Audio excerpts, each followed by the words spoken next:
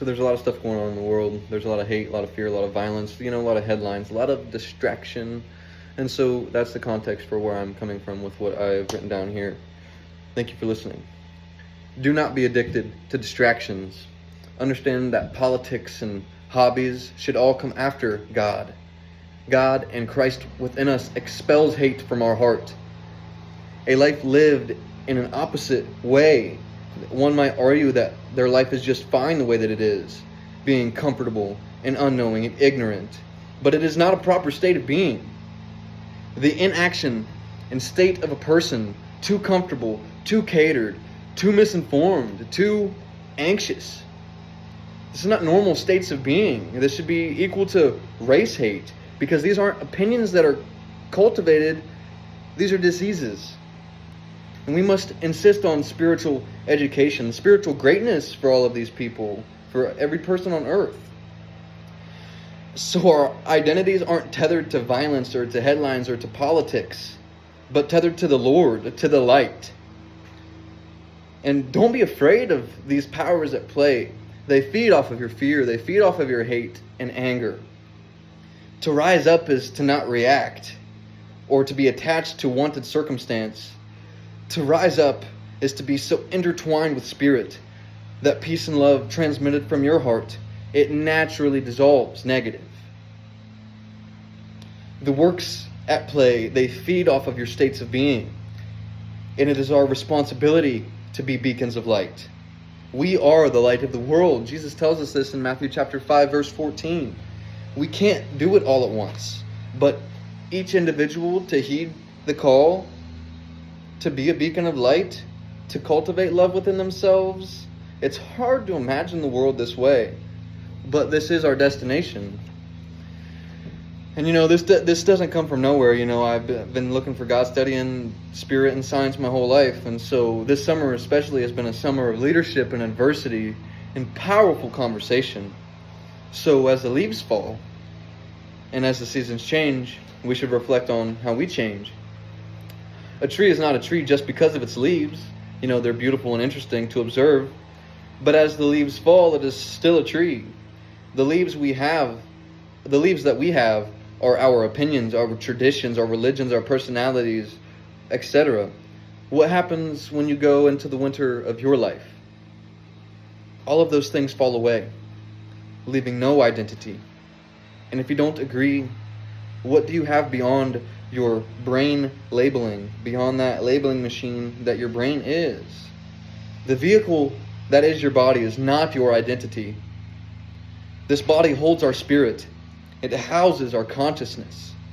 This is a universal truth, approachable by all. And after we bypass our leaves, it's truly approachable. The leaves are very intriguing. They're very nice. All sorts of differences. You could get lost in them very easily. But I ask, you've probably heard of the term being one with God. Well, I want to know, what is separate from God? Isaiah chapter 45 verse 7 says, I form the light and create the darkness. I bring prosperity and create disaster. I, the Lord, do all of these things. And then 5 verses ahead, it says, it is I who created the earth and mankind upon it. So, through all of the leaves, we are still left with the truth of the Spirit. The Christ within us allows us to rationally navigate the challenges that the Lord sets for us. Anchoring on man and politicians and works of man, it does nothing. Have faith in your anointing. Have faith in the Christ within you. Cultivate this truth within you. Work with it. You'll make mistakes, but you will never fail with your faith in God. It sets us free. It topples distraction. It crumbles limitations. We are infinite with God, a limitless instrument in the way of Jesus. Is it satisfaction that you're looking for? Is satisfaction your end goal? Chasing works of man for more works? Do you want to stop wanting? We should educate ourselves in spirit, learn of our weaknesses, confront the negative identity that we're so addicted to in Jesus' way. Faith is assurance in what you can't see. Spirit is unseen energy. We should learn of the other side of this world. Bring balance to our hearts through God. These works are constructed by our faith. Directions sent from God. This is as natural as a ray of light hitting a plant, causing it to grow. Do not interfere with God's work and God's instruction with incessant thought of any kind. The pains of this world and that have been, they signify a new world being born. We must be accountable and know that we're not powerless. With the heart of Jesus, with the heart of God, the universe, whatever you'd like to say, we can do this. You know, if we want a new life, we should let go of the identity that is addicted to the old one, like Napoleon Hill tells us.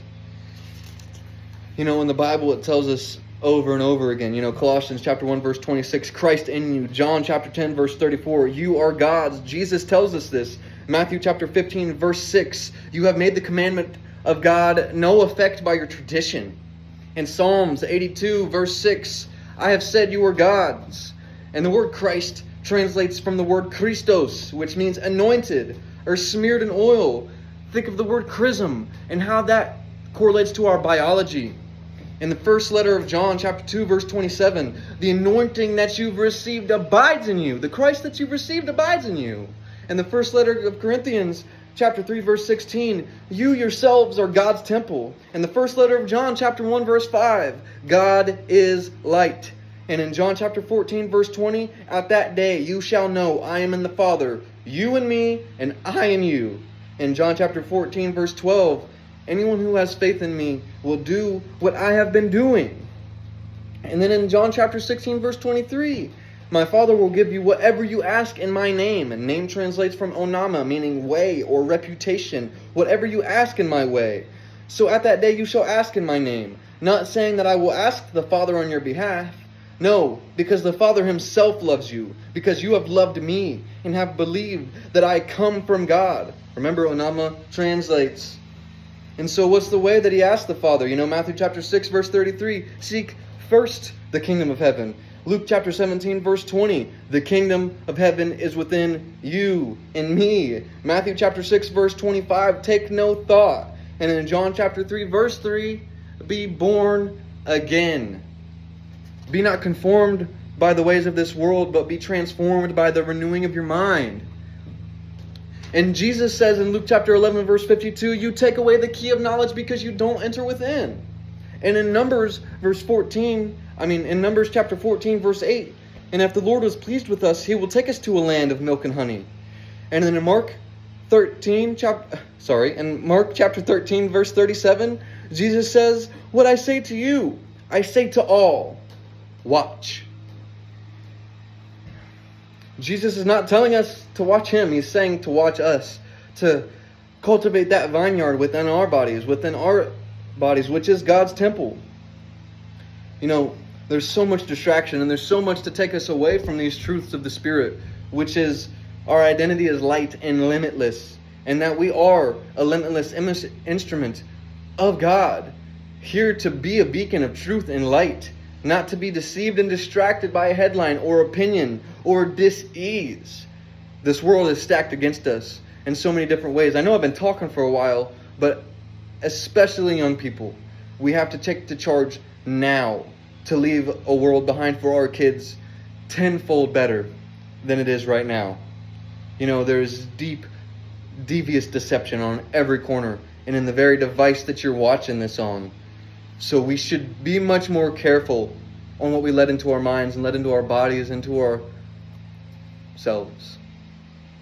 I hope that you've listened, and if you haven't, I don't mind. I get that listening to a guy with a purple shirt probably isn't what everybody does.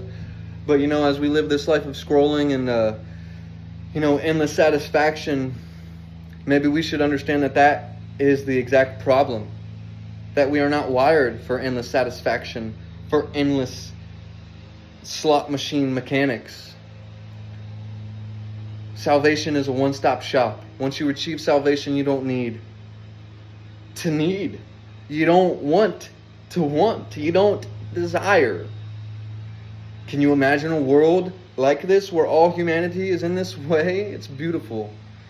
It's called the new heaven and new earth. And we're heading that way, regardless of the distraction. And evil will not win.